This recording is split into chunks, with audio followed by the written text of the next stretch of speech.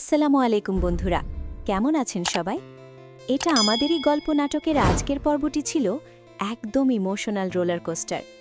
একদিকে ফাহাদ আর সায়রার সম্পর্কে টানাপোড়েন, অন্যদিকে সামিরের একগুয়েমি।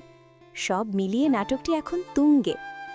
আজকের পর্বে কি কি ঘটল এবং আগামী পর্বে কি হতে যাচ্ছে তা নিয়ে বিস্তারিত থাকছে আজকের রিভিউতে।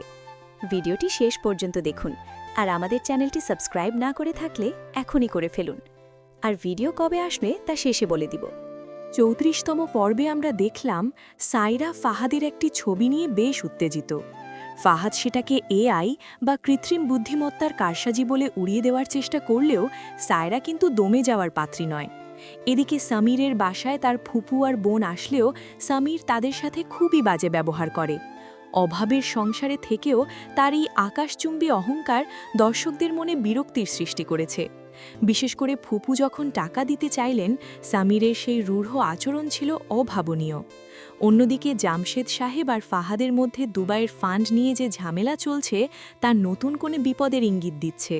এবার আসে আগামী পর্ব অর্থাৎ ৩৫তম পর্বে কি ঘটতে পারে সেই আলোচনায়। আজকের পর্বের শেষে প্রিক্যাপে আমরা দেখেছি জামশেদ সাহেব বলছেন ফাহাদ নাকি মীরাকে দুবাই পাঠিয়ে দিচ্ছে।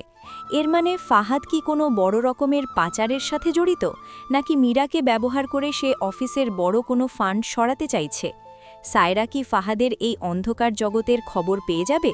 সায়রার বুদ্ধিমত্তার কাছে ফাহাদ এবার ধরা পড়তে পারে। সবচেয়ে বড় চমক ছিল সামিরের দৃশ্যটি। সামির হন্যে হয়ে মেহেরিনকে খুঁজছে, কিন্তু তাকে কোথাও পাওয়া যাচ্ছে না। মেহেরিন কি সামিরের অবহেলা সহ্য করতে না পেরে তাকে ছেড়ে চলে গেছে, নাকি এর পিছনে ফাহাদের কোনো হাত আছে? মেহেরিনের নিখোঁজ হওয়া সামিরের জীবনে এক বড় পরিবর্তন নিয়ে আসবে। সম্ভবত সে তার ভুল বুঝতে পারবে, কিন্তু ততক্ষণে হয়তো অনেক দেরি হয়ে যাবে। আপনারা অনেকেই জানতে চেয়েছেন ৩৫তম পর্বটি কবে আসবে।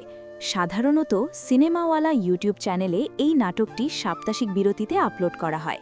সেই হিসেবে আগামী সপ্তাহের বুধবারে চ্যানেলের রুটিন অনুযায়ী আমরা ৩৫তম পর্বটি দেখতে পাব। তো দর্শক, আপনাদের কি মনে হয়, মেহরিন কি আসলেই সামিরকে ছেড়ে চলে গেছে, নাকি এর পেছনে বড় কোনো ষড়যন্ত্র আছে? কমেন্ট করে আমাদের জানান আপনার মতামত। ভিডিওটি ভালো লাগলে লাইক দিন এবং শেয়ার করুন। আজ এ পর্যন্তই, দেখা হবে পরের ভিডিওতে। আল্লাহ হাফেজ।